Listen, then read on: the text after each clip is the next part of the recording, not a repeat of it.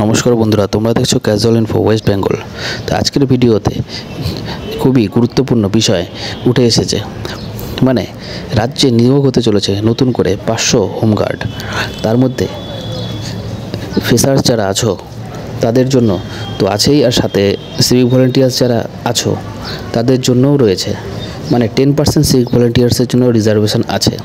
তো যারা নতুন সরকারি চাকরি খুঁজছো তাদের জন্য খুব বড় সুযোগ এসেছে। তো সময় নষ্ট না করে এই চাকরির ফর্ম ফিল আপটি অবশ্যই মনে করে দিও। আর সিভিক ভলেন্টিয়ার্সদের উদ্দেশ্যে বলা হচ্ছে, তোমাদের হাতে এক গোল্ডেন অপরচুনিটি রয়েছে। তো তোমরাও এই ফর্মটি ফিল আপ করে তোমাদের পদোন্নতির দিকে এক ধাপ এগিয়ে যেতে পারো। আর খবরটি একটি ওয়াইটি পোর্টালে প্রকাশিত হয়েছে, সেটি আমি তোমাদের কাছে তুলে ধরছি। আর খবরের বিস্তারিত যাওয়ার আগে তোমাদের কাছে একটা রিকোয়েস্ট, তোমরা আমার চ্যানেলটি মানে ক্যাজুয়াল ইনফো চ্যানেলটি অবশ্যই সাবস্ক্রাইব করবে। আর ভিডিও ভালো লাগলে লাইক, কমেন্ট, শেয়ার প্রচুর পরিমাণে করবে। শতাধিক হোমগার্ড নিয়োগ হতে চলেছে কলকাতা পুলিশে। নবান্ন থেকে ছাড়পত্র পেল লালবাজার।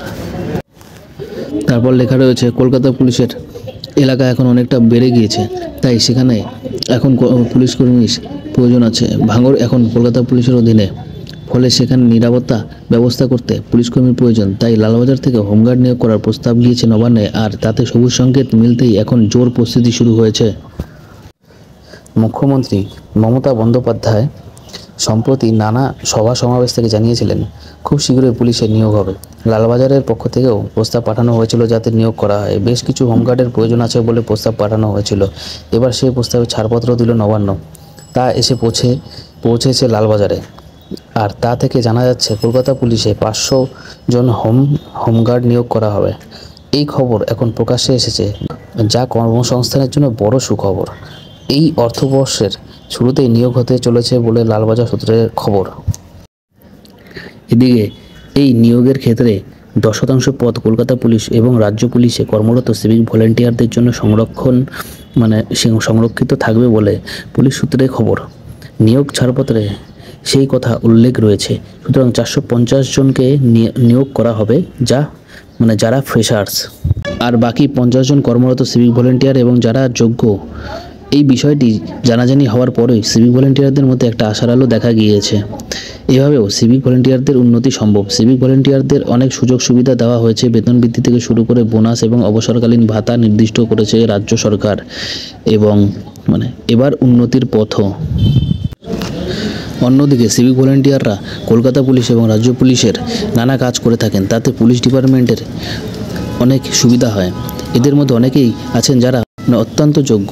এবার কলকাতা পুলিশ কমিশনার মনোজ বর্মা এই হোমগার্ড নিয়োগ করার ক্ষেত্রে একটি এনরোলমেন্ট কমিটি গঠন করবেন বলে সূত্রের খবর। তবে লালবাজার সূত্রের খবর, শুধু এনরোলমেন্ট কমিটি নয়, যোগ্য প্রার্থীদের 60 নম্বরের একটি লিখিত পরীক্ষাও দিতে হবে। সিভিক ভলেন্টিয়ারদের ক্ষেত্রেও একই নিয়ম। এই পরীক্ষায় পাশ করার পর প্রশিক্ষণ, আর সেই প্রশিক্ষণ সাফল্যের সঙ্গে নেওয়ার পর হোমগার্ড হিসেবে নিয়োগ করা হবে কলকাতা পুলিশে। এছাড়া কলকাতা পুলিশের এলাকা এখন অনেকটা বেড়ে গিয়েছে, তাই সেখানে এখন পুলিশকর্মীর প্রয়োজন আছে। ভাঙড় এখন কলকাতা পুলিশের অধীনে, ফলে সেখানে নিরাপত্তার ব্যবস্থা করতে পুলিশকর্মীর প্রয়োজন। তাই লালবাজার থেকে হোমগার্ড নিয়োগ করার প্রস্তাব গিয়েছিল নবান্নে, আর তাতে সবুজ সংকেত মিলতেই এখন জোর প্রস্তুতি শুরু হয়েছে। কলকাতা পুলিশের অধীনে ছিল 324 বর্গ কিলোমিটার এলাকা, সেটা এখন বেড়ে হয়েছে 500 বর্গ কিমিতে। এই পরিস্থিতিতে 500 হোমগার্ড নিয়োগ হলে সুরক্ষা এবং নিরাপত্তার বিষয়টি আরও সুনিশ্চিত করা যাবে বলে মনে করা হচ্ছে।